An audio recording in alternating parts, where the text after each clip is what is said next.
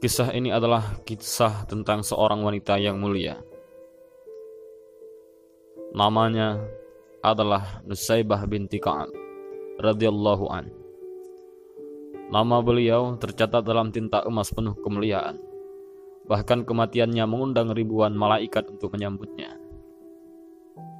Hari itu Nusaybah sedang berada di dapur. Suaminya Sa'id sedang beristirahat di bilik tempat tidur. Tiba-tiba terdengar suara gemuruh bagaikan gunung-gunung batu yang runtuh. Nusaybah menerka, itu pasti tentara musuh. Memang, beberapa hari ini ketegangan memuncak di kawasan Gunung Uhud. Dengan bergegas, Nusaybah meninggalkan apa yang sedang dilakukannya dan masuk ke bilik. Suaminya yang sedang tidur dengan halus dan lembut dia kejutkan. "Suamiku tersayang," Nusaybah berkata, "aku mendengar pekik suara menuju ke Uhud. Mungkin orang-orang kafir telah menyerang." Sa'id yang masih belum sadar sepenuhnya tersentak. Dia menyesal mengapa bukan dia yang mendengar suara itu, malah istrinya. Dia segera bangun dan mengenakan pakaian perangnya. Sewaktu dia menyiapkan kuda, Nusaybah menghampiri. Dia menyodorkan sebelah pedang kepada Sa'id. "Suamiku, bawalah pedang ini. Jangan pulang sebelum menang," katanya. Sa'id memandang wajah istrinya. Setelah mendengar perkataannya itu, tak pernah ada keraguan padanya untuk pergi ke medan perang.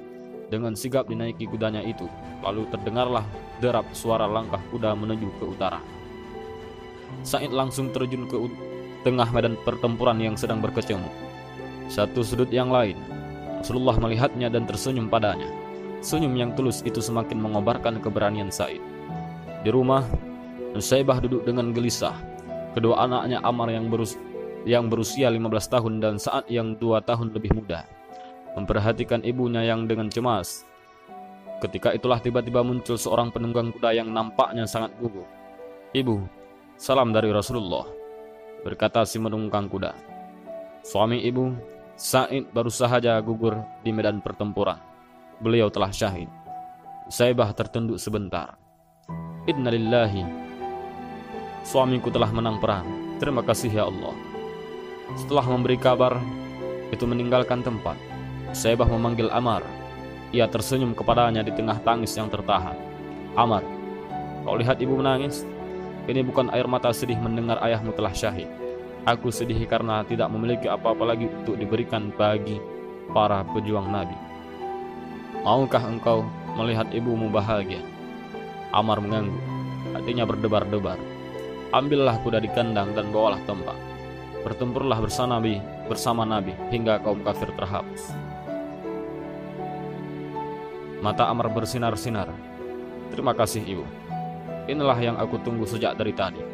Aku ragu seandainya ibu tidak memberi peluang kepadaku untuk membela agama Allah." Putra Nusaybah yang berbadan kurus itu pun terus menerapkan kudanya mengikut jejak sang ayah. Tidak terlihat ketakutan sedikit pun dalam wajahnya. Di hadapan Rasulullah ia memperkenalkan diri. "Ya Rasulullah, aku Ammar bin Sa'id. Aku datang untuk menggantikan ayahku yang telah gugur." Rasul dengan terharu memeluk anak muda itu. "Engkau adalah pemuda Islam yang sejati. Ammar, Allah memberkatimu." Hari itu pertempuran berlalu cepat. Pertumpahan darah berlangsung hingga petang. Pagi-pagi seorang utusan pasukan Islam berangkat dari perkemahan di medan tempur. Mereka menuju ke rumah Nusaybah. Setibanya di sana, wanita yang tabah itu sedang temanggu-manggu menunggu berita. "Ada kabar apakah gerangan?" serunya gemetar ketika sang utusan belum lagi membuka suaranya. "Apakah anakku gugur?" Utusan itu menunduk sedih. "Betul. Innalillahi." Nusaybah bergumam kecil. Ia menangis. "Kau berduka, ya Ummu Ammar?" Nusaybah mengaleng kecil. "Tidak. Aku bahagia. Aku gembira. Aku hanya sedih. Siapa lagi yang akan kuberangkatkan saat masih anak-anak?" Mendengar itu, saat yang sedang berada tepat di samping ibunya menyela, "Ibu, jangan remehkan aku. Jika engkau izinkan, akan aku tunjukkan bahwa Sa'ad adalah putra seorang ayah yang gagah berani." Nusaybah terperanjat. Ia memandang putranya. "Kau tidak takut, nak?" Saat yang sudah meloncat ke atas kudanya menggeleng. Yakin sebuah senyum terhias di wajahnya ketika Nusaybah dengan besar hati melambaikan tangannya saat hilang bersama utusan tentara itu. Di arena pertempuran, saat betul-betul menunjukkan kemampuannya, pemuda berusia 13 tahun itu telah banyak menghempaskan nyawa orang kafir, hingga akhirnya tibalah saat itu, yakni ketika sebilah anak panah menancap di dadanya, saat tersungkur mencium bumi dan menyerukan Allahu Akbar. Kembali Rasulullah memberangkatkan utusan ke rumah Nusaybah. Mendengar berita kematian itu, Nusaybah meremang bulu tengkuknya. Hai utusan, kau saksikan sendiri aku sudah tidak memiliki apa-apa lagi. Hanya masih tersisa diriku yang tua ini. Untuk itu izinkanlah aku ikut perang bersamamu. Sang utusan menggerut keningnya dan berkata, tapi engkau seorang wanita, wahai ibu. Nusaybah tersinggung. Engkau meremehkan aku karena aku wanita? Apakah wanita tidak ingin pula masuk surga melalui jihad? Nusaybah tidak menunggu jawaban dari utusan tersebut. Ia bergegas menghadap Rasulullah dengan mengendarai kuda yang ada. Tiba di sana, Rasulullah mendengarkan semua perkataan Nusaybah. Setelah itu Rasulullah pun berkata dengan senyum, Nusaybah yang dimuliakan Allah, belum masanya wanita mengangkat senjata. Untuk sementara engkau kumpulkan saja obat-obatan dan rawatlah tentara yang luka-luka. Pahalanya sama dengan yang bertemu. Mendengar penjelasan Nabi demikian, Nusaybah pun segera menenteng obat-obatan dan berangkatlah ke tengah pasukan yang sedang bertempur. Dirawatnya mereka yang mengalami luka-luka dengan cermat. Pada suatu saat, ketika ia sedang menunduk dan memberi minum kepada seorang prajurit muda yang luka-luka, tiba-tiba rambutnya terkena percikan darah. Nusaybah lalu memandang, ternyata kepala seorang tentara Islam tergolek, tewas terbabat oleh senjata orang kafir. Timbul kemarahan Nusaybah menyaksikan kekejaman ini, apalagi ketika dilihatnya Rasulullah terjatuh dari kudanya akibat keningnya terserempet anak panah musuh. Nusaybah tidak dapat menahan diri lagi. Menyaksikan hal itu, ia bangkit dengan gagah berani.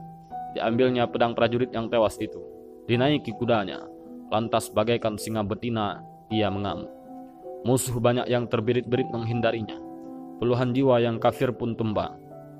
Hingga pada suatu waktu ada seorang kafir mengendap dari arah belakang dan langsung menebas putus lengan kirinya. Nusaybah pun terjatuh, terinjak-injak oleh kuda.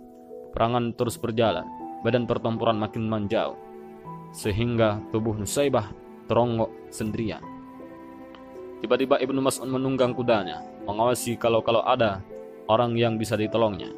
Sahabat itu begitu melihat ada tubuh yang bergerak-gerak di tengah susah payah, dia segera mendekatinya, dipercikkan air ke muka tubuh itu. Akhirnya Ibnu Mas'ud mengenalinya. Istri Sa'idkah engkau? Nusaybah samar-samar memperhatikan penolongnya, lalu bertanya, bagaimana dengan Rasulullah? Selamatkah baginda? Baginda Rasulullah tidak kurang sesuatu apapun. Engkau Ibnu Mas'ud bukan? Pinjamkan aku kudamu dan senjata kepadaku. Engkau masih terluka parah, Nusaybah. Engkau mau menghalangi aku untuk membela Rasulullah? Terpaksa Ibnu Mas'ud menyerahkan kuda dan senjatanya. Dengan susah payah Nusaybah menaiki kuda itu, lalu menderapkannya menuju ke medan pertempuran.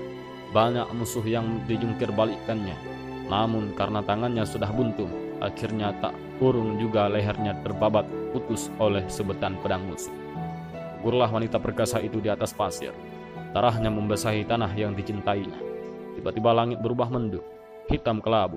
Padahal tadinya langit tampak cerah dan terang benderang. Pertempuran berhenti sejenak. Rasul kemudian berkata kepada para sahabatnya, kalian lihat langit tiba-tiba menghitam bukan? Itu adalah bayangan para malaikat yang beribu-ribu jumlahnya. Mereka berduyun-duyun menyambut kedatangan arwah Nusaybah, wanita yang perkasa. Kisah seperti ini seharusnya dapat menggugah jiwa juang kita, agar tidak cengeng melepas anak-anak yang sedang berjuang. Kalau ingin anak menjadi kuat, maka kita harus menjadi ibu yang kuat terlebih dahulu. Wallahu a'lam bishawab.